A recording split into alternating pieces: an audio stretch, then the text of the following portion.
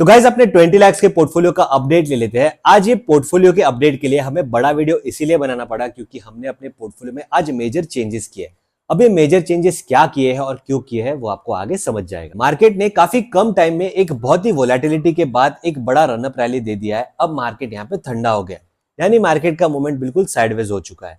कोई कह रहा है कि मार्केट यहाँ से 30,000 रुपीज जाएगा, यानी निफ्टी यहाँ से 30,000 रुपीज जाएगा। कोई कहता है कि निफ्टी यहाँ से पहले 20,500 जाएगा और फिर 30,000 जाएगा। हमें लोगों के लगने के ऊपर पैसा इन्वेस्ट नहीं करना है, लेकिन पैसा पोर्टफोलियो में या अकाउंट में पड़ा है तो कहीं ना कहीं तो इन्वेस्ट करना पड़ेगा। हमने आज अपने पोर्टफोलियो में से 22 स्टॉक्स को सेल किया है। सारे के सारे स्टॉक्स में हमें प्रॉफिट हो रहा था। किसी में 2.5% का प्रॉफिट हो रहा था, किसी में 1% का हो रहा था, किसी में 2% का हो रहा था, किसी में आधे टके का हो रहा था।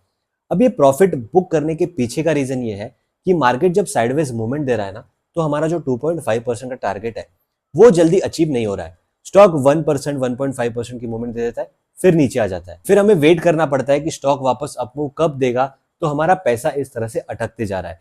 इसीलिए हम लोगों ने सोचा कि मार्केट की साइडवेज मूवमेंट का थोड़ा सा फायदा अलग तरीके से उठाते हैं, ताकि हमारे पैसे भी इन्वेस्टेड रहे और हम भी सेफ रहे। तो हमारे पास दो ऑप्शन है, या तो कोई स्ट्रैटेजी बनाओ और इन्वेस्ट करो, या तो फिर पैसा एफडी में डाल दो।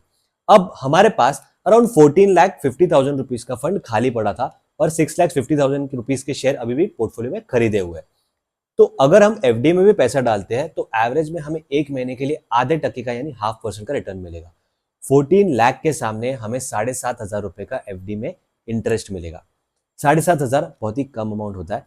तो हमने क्या किया, एक स्ट्रैटेजी बनाई जिसे कहते हैं कवर्ड कॉल स्ट्रैटेजी, जिसमें आप पहले स्टॉक को कैश में खरीदते हो और उसके सामने उसका कॉल ऑप्शन शॉर्ट कर देते हो। अब हमने जो स्टॉक कैश में बाय किया है और उसके कॉल ऑप्शन सामने शॉर्ट किया है, उसका नाम आपको बताने वाला हूं, लेकिन इसे बाय रिकमेंडेशन बिल्कुल मत समझना।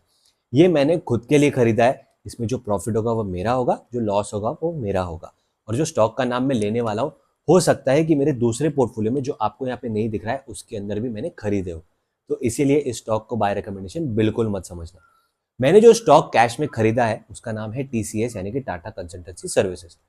हमने अराउंड 3450 के प्राइस से 350 शेयर खरीदे, यानी लगभग 2 लॉट जितने। उसमें हमारा इन्वेस्टमेंट रफली 13 लाख रुपए के आसपास हुआ है।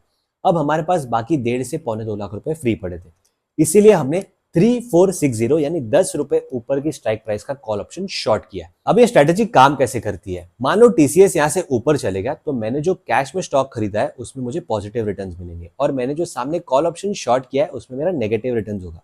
लेकिन टीसीएस चाहे यहां से कितना भी ऊपर चले जाए, मेरा मैक्सिमम प्रॉफिट 31,000 रुपीज का ही होगा। अब अगर रिवर्स होता है, यानी टीसीएस यहां से नीचे चले जाता है, तो मेरे कॉल ऑप्शन की जो वैल्यू है वो धीरे धीरे घट के 0 हो जाएगी और मेरा जो कैश में मैंने पोजीशन खरीदा हुआ है उसमें मुझे लॉस दिखेगा। अब आप बोलोगे कि यार यहाँ पे लॉस तो होने वाला है, बट ऑब्वियसली मैं कोई भी स्टॉक खरीदूंगा अगर मार्केट नीचे गया तो मुझे लॉस होने ही वाला है।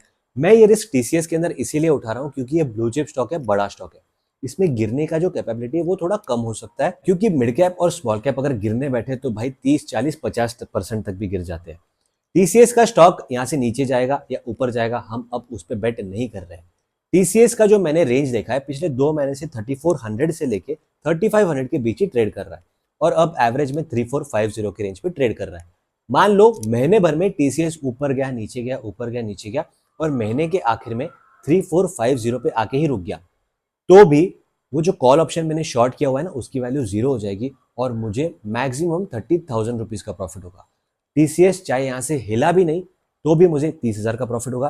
टीसीएस यहाँ से ऊपर चले गया तो भी मुझे 31,000 रुपीज का प्रॉफिट होगा, और टीसीएस अगर यहाँ से नीचे चला गया तो मेरा इक्विटी का जो पोजीशन है उसके अंदर मुझे लॉस होगा, लेकिन जो कॉल ऑप्शन मैंने शॉर्ट किया है उसके अंदर मुझे 30,000 रुपीज का प्रॉफिट होगा।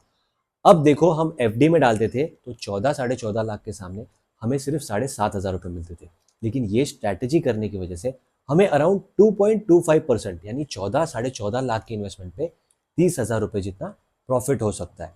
ये होता है अगर आप प्लानिंग करके पैसा इन्वेस्ट करते हो तो। बाकी जो 6.5 लाख रुपए हमारे पोर्टफोलियो में पड़े हुए हैं उसके अंदर से जैसे जैसे स्टॉक सेल होंगे हम नए स्टॉक्स उसके अंदर ऐड करते जाएंगे।